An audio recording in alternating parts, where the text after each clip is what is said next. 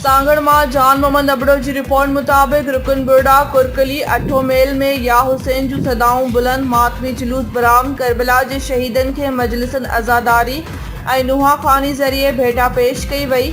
रुकन बुर्डा में जवार हाजन बबर, इकबाल अबड़ो, जहान खान बबर समेत बेन मोमिनन पारा अज़ादारन नुहा खानी के सबीलू प्यारन सां गॾु न्याज़ इमाम हुसैन अलैहिस्सलाम तक़सीम कयो वियो।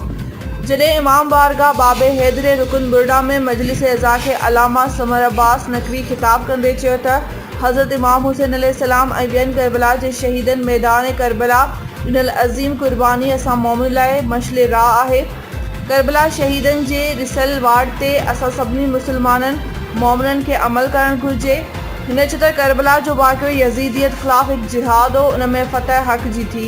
असांजो हुसैन हक़ ते हुयो। मौला हुसैन अलैहिस्सलाम जी शान में मजलिसूं कराइण हिकु सचे मोमिन जी निशानी हूंदी।